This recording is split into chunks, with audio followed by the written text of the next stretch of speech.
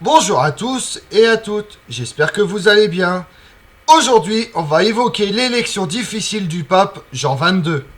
Après la mort de Clément V, le Sacré Collège s'installe à Carpentras pour élire un nouveau pape. Or, trois partis sont en compétition. Les Gascons, au nombre de 10. Les Italiens et les cardinaux français d'origine diverses ne s'entendent pas unanimement pour élire un pape. Vous voulez en savoir plus sur l'élection difficile de 1316? Venez avec moi. Nous sommes le 5 juin 1316. Le roi Louis X le Hutin vient de mourir, ne laissant aucune volonté relative à la régence, ni en faveur de la reine Clémence d'Hongrie, ni au bénéfice d'aucun autre grand seigneur du royaume de France.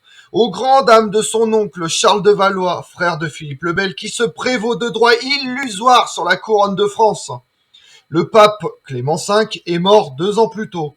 Le comte de Poitiers, Philippe, frère de Louis X, le défunt roi, parcourt le Lyonnais dans le but de rassembler les cardinaux qui ne parviennent pas à se décider pour trouver un successeur au pape Clément V.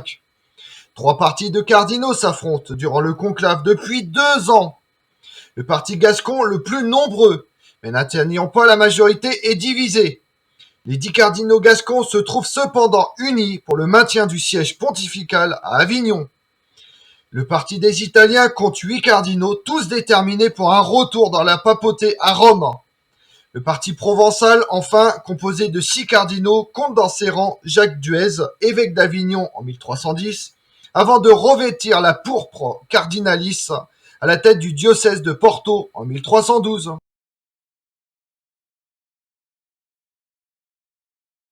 Constatant l'élection dans l'impasse, Philippe de Poitiers décide alors de faire clore les portes de Lyon.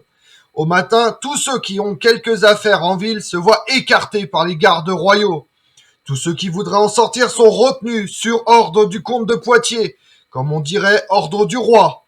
Mais le roi est mort, sans héritier, ou presque, puisque Louis X eut un fils, Jean Ier, le posthume, mort à l'âge de 5 ans, durée également de son règne. En tout cas, Philippe de Poitiers n'a pas attendu que la couronne lui soit remise pour adopter une attitude royale sur différents sujets. Pour son entourage, il est régent de droit. Il n'a plus qu'à convaincre le reste du royaume de France, ce qu'un habile stratagème du futur Philippe V réussira en écartant l'oncle Charles de Valois. À Lyon, Philippe de Poitiers a coupé la ville de toute relation extérieure. Philippe de Poitiers mobilise pas moins de 700 hommes d'armes, avec pour mission de maintenir tous les cardinaux en ville pour qu'aucun ne s'échappe. Dans le même temps, il multiplie les entretiens avec Jacques Duez, qui lui paraît le plus apte à conduire les affaires de la chrétienté en tant que pape, et apte de surcroît à fournir au royaume de France les meilleures garanties pour le trésor royal. Car les finances sont au premier rang des soucis royaux dans cette élection pontificale qui tarde. La taxe royale, qui porte sur les bénéfices ecclésiastiques, ne peut être encaissée tant que l'Église n'a pas un pape.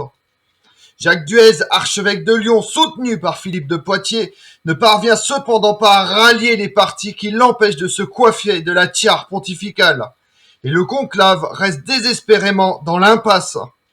À Paris, Charles de Valois administre les affaires courantes à l'encontre des visées de Philippe de Poitiers, tandis que le duc de Bourgogne se porte candidat au trône de France. Le royaume de France a donc 3 régents. Il faut à Philippe de Poitiers remonter à Paris au plus vite. Les cardinaux retrouvent espoir. Si Philippe de Poitiers quitte Lyon, alors la contrainte pourrait se desserrer.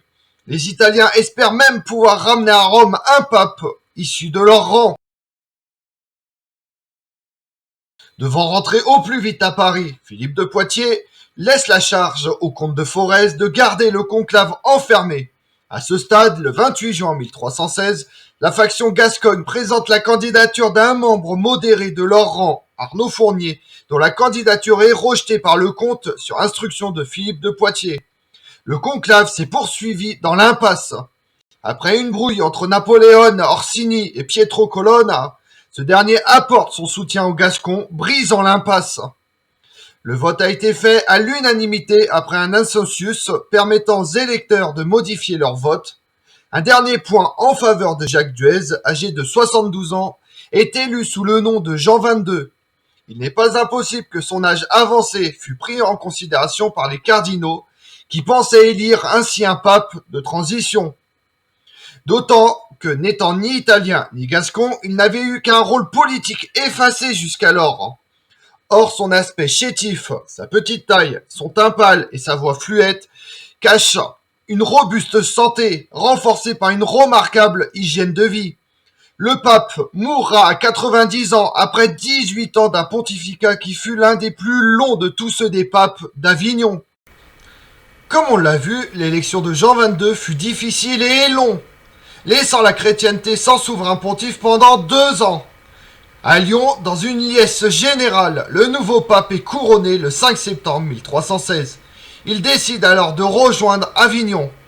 Je vous remercie d'avoir suivi cette vidéo en ma compagnie. Si vous voulez connaître mes autres vidéos, retrouvez-moi sur ma chaîne YouTube Tout sur l'Histoire avec Damien et sur les réseaux sociaux Twitter et Instagram Histoire Damien. Et pensez à liker, commenter et vous abonner. Je vous remercie à tous.